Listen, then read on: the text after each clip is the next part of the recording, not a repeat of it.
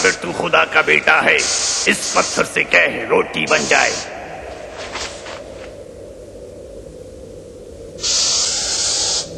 यूं ही लिखा हुआ है, आदमी सिर्फ रोटी ही से नहीं जीता रहेगा बल्कि खुदा के कलाम से।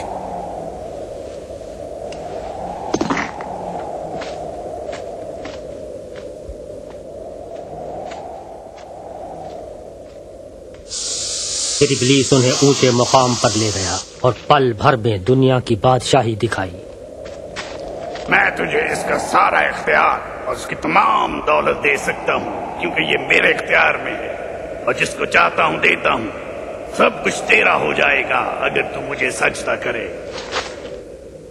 लिखा हुआ है, तू अपने खुदावंद खुदा को सजदा कर और सिर्फ उसी की इबादत कर।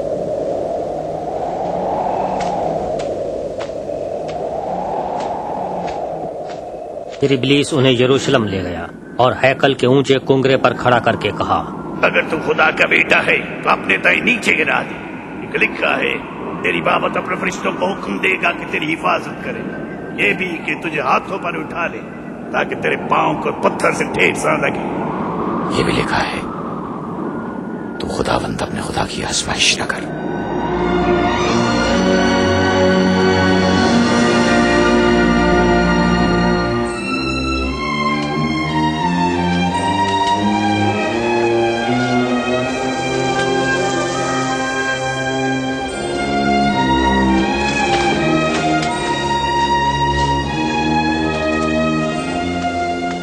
फिर वो नासरत में आए जहां उनकी परवरिश हुई थी।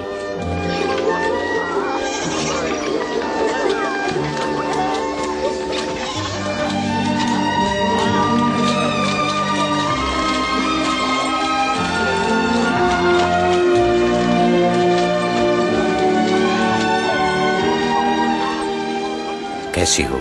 ठीक हूँ।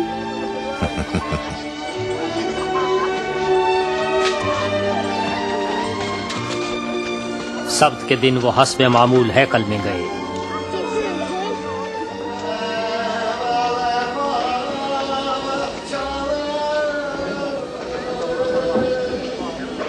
यहाँ उन्हें यसाया नबी का सहीफा पढ़ने को दिया गया।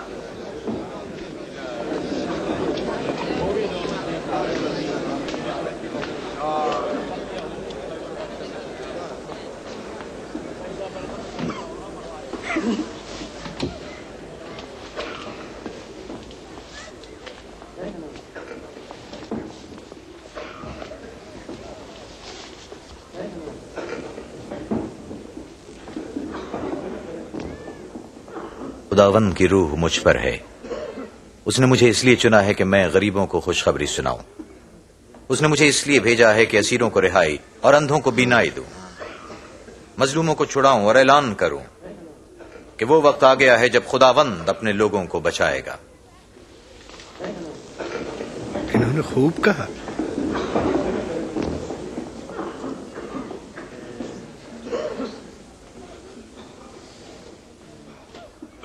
कलाम का जो हिस्सा आज आपने सुना है वो साबित हो गया। कलाम पूरा हुआ? लेकिन ये वादा तो मसीह पूरा कर सकता है। हम कैसे जाने? बेशक ये मिसल तुम मुझ पर कहोगे, ऐ हकीम अपने आप को अच्छा कर। तुम ये भी कहोगे, वही काम तू अपने शहर में भी कर जैसे काम कफरनहूम में किए गए। मैं तुम्हें बताता हूँ, कोई पैगंबर अपने वतन में इज्जत नहीं पाता।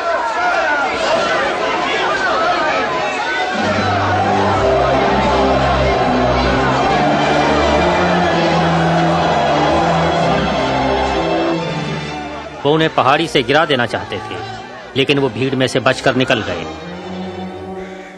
और अपनी राह ली।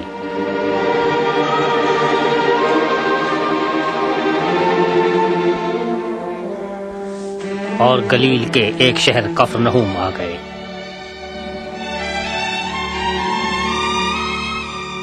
और हर तरफ रोमियों की हुक्मरानी थी और लोग मसीह के मुंतजिर थे कि वो उन्हें जुल्म और सितम से नजात दें।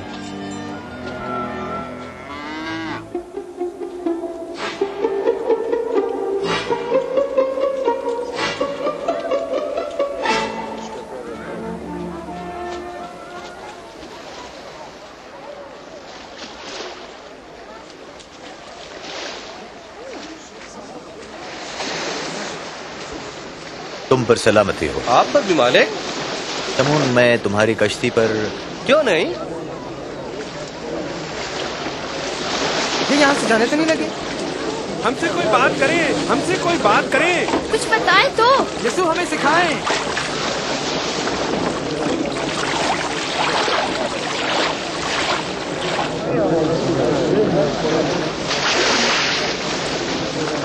एक दफा का जिक्र है, दो आदमी हैकल में दुआ मांगने के लिए गए। उनमें एक फरीसी था और दूसरा महसूल लेने वाला। फरीसी अकेला ही आगे बढ़कर दुआ मांगने लगा। खुदावंद, मैं तेरा शुक्र करता हूं कि मैं दूसरों की माने न तो लालची, न बदयानत और न ही जानी हूं। मैं तेरा शुक्र करता हूं कि इस महसूल लेने वाले की तरह नहीं हूं। हफ्ते में 2 दफा मैं रोजा भी रखता हूं और अपनी आमदन पर दय्यकी भी देता हूं। मगर महसूल लेने वाला दूर खड़े होकर आसमान की तरफ आंखें उठाए बगैर छाती पीट पीट कर कहने लगा, ऐ खुदा, मुझ गुनाहगार पर रहम फरमा। मैं तुम्हें बताता हूं, फरीसी नहीं बल्कि महसूल लेने वाला खुदावंद की नजर में रास्तबाज ठहर कर गया। जो कोई भी अपने आप को बड़ा समझता है उसे नीचे दिखाया जाएगा, और जो अपने आप को नीचा समझता है उसे अजमतें मिलेंगी।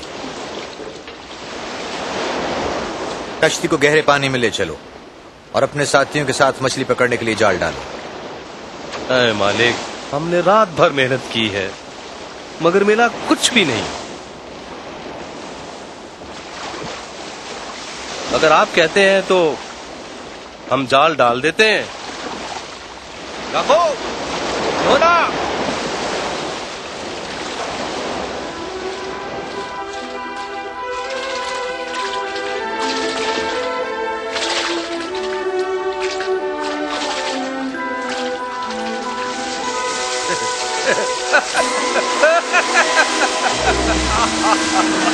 याकूब, यूहन्ना, जल्दी कश्ती लाओ, हमारी मदद करो, जल्दी करो।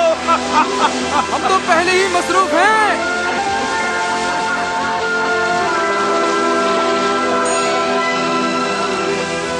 काफी हैं, काफी हैं, बहुत हो गई हैं, बहुत हो गई हैं।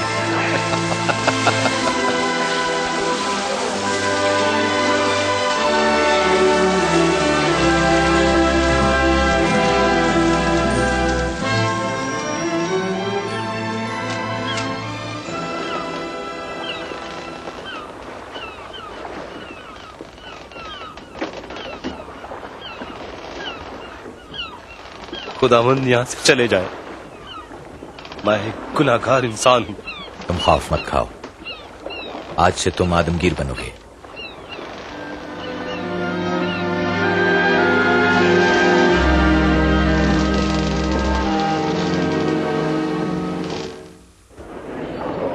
मेरे पास आओ और मेरा कलाम सुनो, मेरी सुनो और जिंदगी पाओ।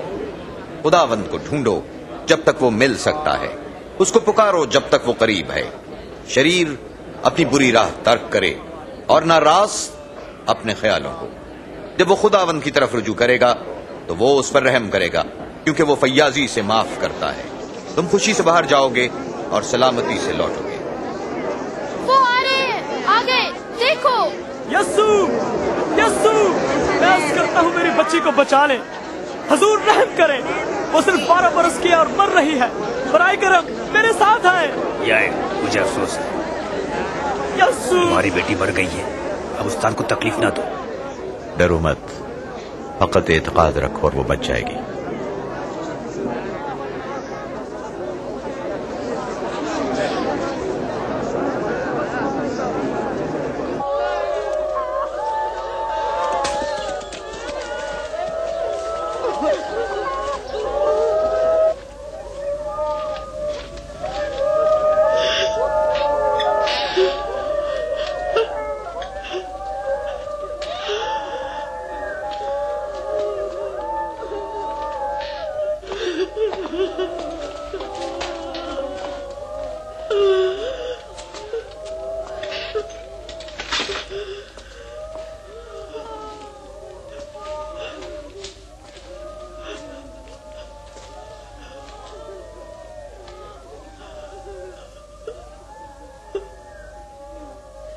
रो मत, ये मरी नहीं बल्कि सिर्फ नींद में है।